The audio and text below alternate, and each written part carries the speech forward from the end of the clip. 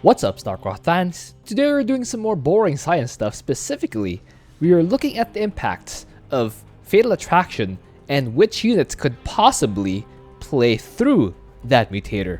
Of course, we'll go through all the commanders, but we won't go through the same unit type over and over again. For example, once I test Raynor's siege tanks, I won't do that for every single commander that has siege tanks. Swan, Nova, Arcturus.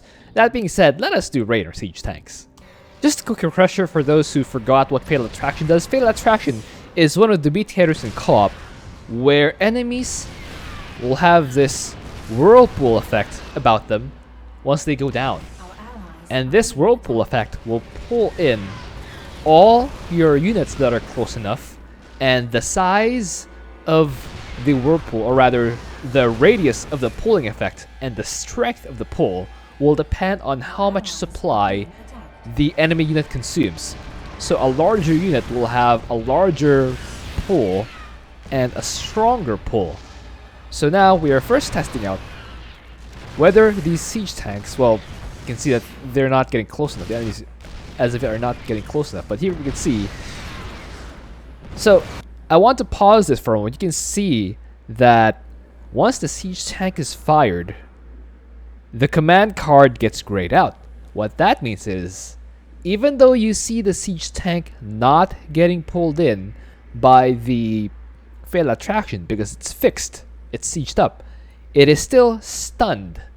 So you can see Fatal Attraction does affect siege tanks, but I think there needs to be a distinction made here. Yes, it is affected, but it is more so affected only in a technical sense rather than in the practical sense, because for most units that get affected by Fatal Attraction, they not only get stunned, but they also get pulled into enemy forces, which leaves them vulnerable to a wide range of attacks from almost all angles. So they almost always fall to the enemy. But with siege tanks, yes, they are stunned, but A, they are not pulled in, they are not subject to enemy fire, and B, they fire their attacks in volleys. And that is important because, for example, if you have a marine that gets pulled in, the whole time it gets pulled in, it is unable to shoot.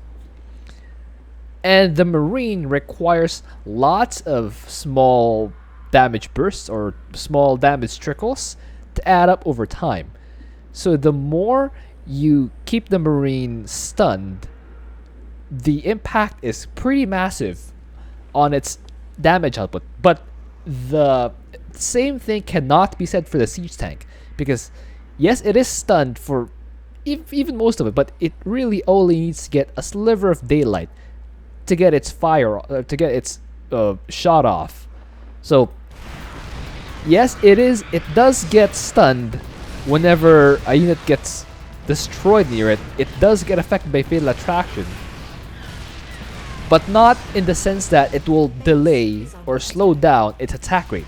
Now, the story may be different if there are enough units shooting that the Fatal Attraction effect is constantly being done, but not in this sense. Or I guess in 99% of the scenarios that you will encounter as Raynor, the siege tanks will not get chained by Fatal Attraction long enough for the siege tanks to actually get the lead. You can see here, the stun by the Hunterling is more impactful for the siege tanks in so far as delaying their attacks than is the mutator Fatal Attraction. Wants to attack us now too? Oh, perfect. Nice, SimC. You're welcome. That is my contribution to common knowledge of co-op. And obviously, you have the guys in the bunkers. You can see they do not lose the attack command. Yes, you can see that Won't be long now. We just have to survive until dawn. the Marines don't deal as much damage to siege tanks, but they never lose the attack command. They never get stunned. And you can see there was a biggish attack wave earlier, but as you can see, the tanks still were able to get enough shots off to destroy that attack wave. Now we have the Hyperion being tested for Fatal Attraction. As you can see, every time it destroys you, it does get pulled in. And as you notice right in this instance, there are no shots. Well, there is this one shot that is coming out of the Hyperion, but that was released before the pulling motion. So now, the whole time that it gets pulled, it gets one shot off. So let's keep watching to see how much it gets affected. So you can see when it's not getting pulled in, you can see at least 3 shots coming out of it at any given time. It's constant. But the moment it gets pulled in, you can see the shots stop. The shots stop leaking out, or the shots stop firing. Which means for the Hyperion, the effect of Fatal Attraction is real. If the Hyperion gets stun locked, which it absolutely can, it will not be able to fire it off, and which is such a shame for the Hyperion because it's such a crucial part of Raynor's strength. But as it is, you can see it does get fully affected by Fatal Attraction. The moment it stops, it is able to shoot again, but it can absolutely get stun locked, especially if you have an army underneath the Hyperion or a set of static defense that will keep shooting, that will render the Hyperion useless during the whole time that it's getting stun locked and getting pulled around in Fatal Attraction. Don't get too bold out there. Next up, we have Kerrigan, as you can see she's speaking, and we have lurkers this time that will be tested. So lurkers are these things burrowed, and we have an attack wave on the way. They will meet my lurkers, and let's see how the lurkers fare with Fatal Attraction. You see Amon has lurkers of his own. Of course, these guys will have to get a little bit closer in so we can see the impact that Fatal Attraction has on this lurker right here. You can see the Hydralis goes down, and you can see that this lurker is currently stunned. You can see the command card being completely blanked out here for aside from the passive ability, which means it does get affected in a technical sense by Fatal Attraction. But once again, you can see the spines continue to go off despite the fact that it's stunned. So yes, it is stunned, but the spines continue to get their full range, which means that for practical purposes, yes, they do get stunned, but not stun locked. They can still totally deal their damage, and they can still be as effective as if they were not stunned. So practically speaking, they're unaffected. Yes, they do become uncommandable, but as you can see, for practical purposes, they are absolutely just fine. By the way, have you seen how lurkers can actually attack across high ground or across chasms? It's kind of funny. You can see the little spiky things. But anyway, lurkers completely fine. Next up, we have Vorazun. As you can see, there is a Dark Archon over here. And I think I just mind controlled something. I mind controlled the Stalker. You can see the mind control icon here. And we'll see, well, right off the bat, the mind controlled units from Vorazun totally get sucked in by Fatal Attraction and is rendered immobile. Let's move on to Shadow Fury. This time we have Shadow Fury with time stop. You can see the guys are completely well frozen, and you can see right here. So the Corsairs do get pulled in, but the Dark Templar that are performing the Shadow Fury are immune to Fatal Attraction. So you can see the solution for Vorazun is just use Shadow Fury. The Shadow Fury units are immune from being stunned because, practically speaking, they already are. Yes, they are dealing damage, but you're unable to command them while they are performing the Shadow Fury. Which means, yes, they do get, well, they are unaffected, but because, practically speaking, they already are stunned. Now, the benefit is, obviously, they don't get pulled into the enemies. And even with time stop. You can see time stop does not stop fatal attraction. They do absolutely still get pulled in to fatal attraction with time stop. And the only immunity is when you're doing Shadow Fury, regardless of whether it is a Shadow Guard or the regular Dark Templar. And also, mind control units are not immune to fatal attraction. This time we have Abathur, so it's gonna be a little tough. But yes, the Brutalists do absolutely get pulled in, but our focus this time will be the symbiotes.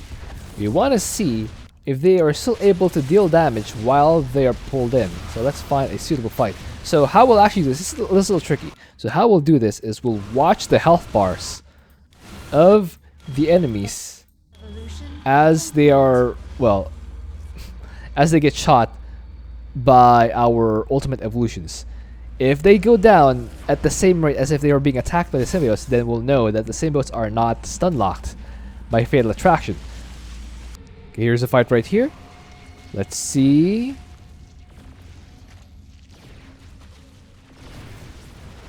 Okay, little damage over there.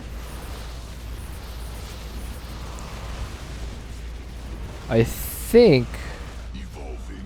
Well, I just had another Brutalisk. Okay, that was unclear from that angle. We'll see if we can get another fight. Okay.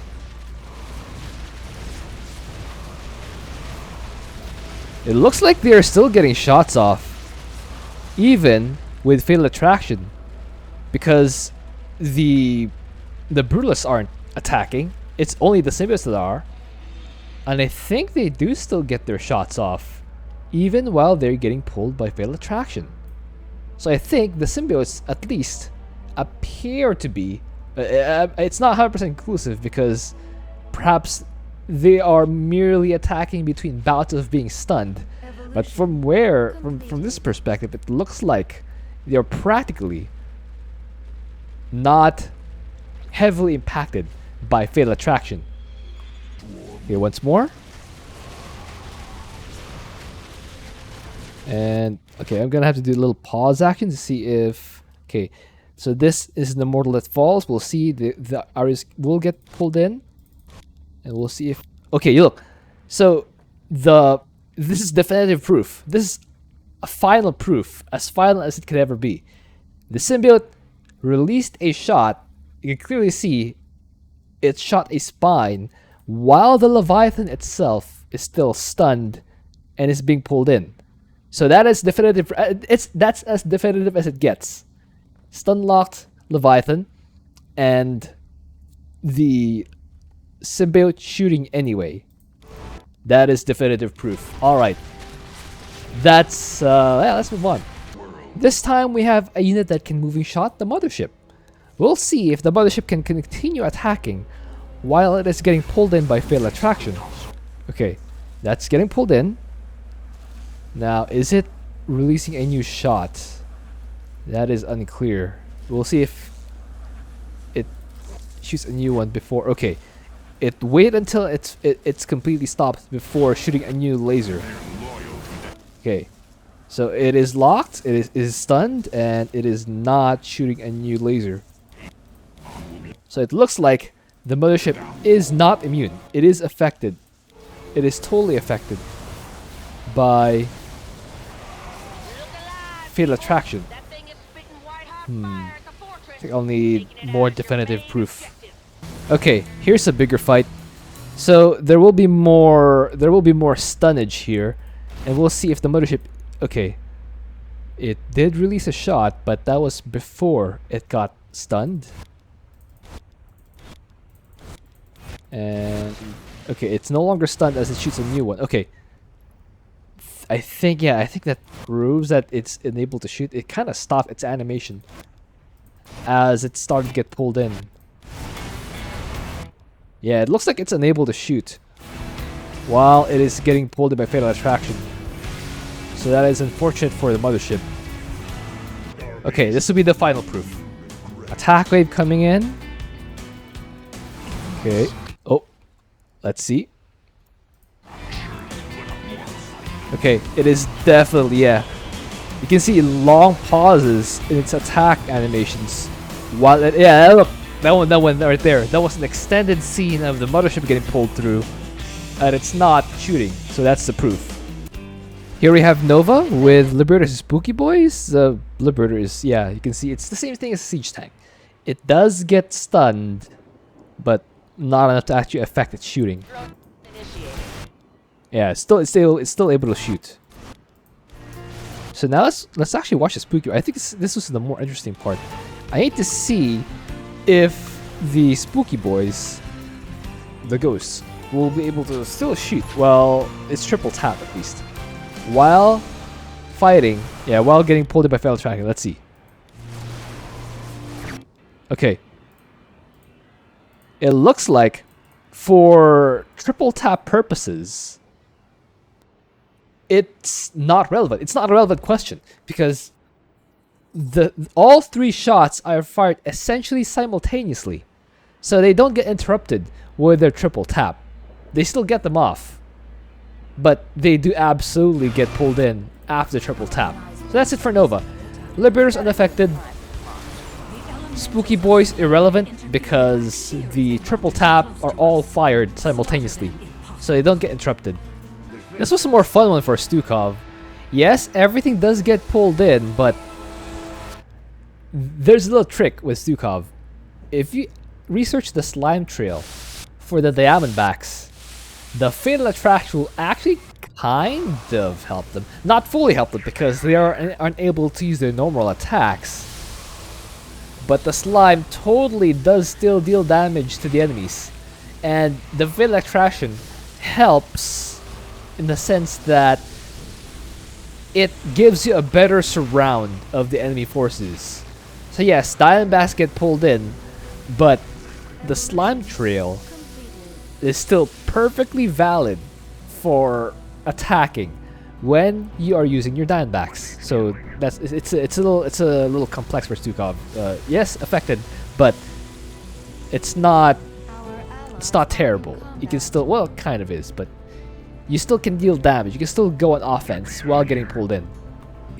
Next one's a little more obvious, Dehaka. So yeah, Glevig. We all know that Glevig is immune because he's basically a structure. No stun locking whatsoever. Can totally have free reign. Next up is Mervar.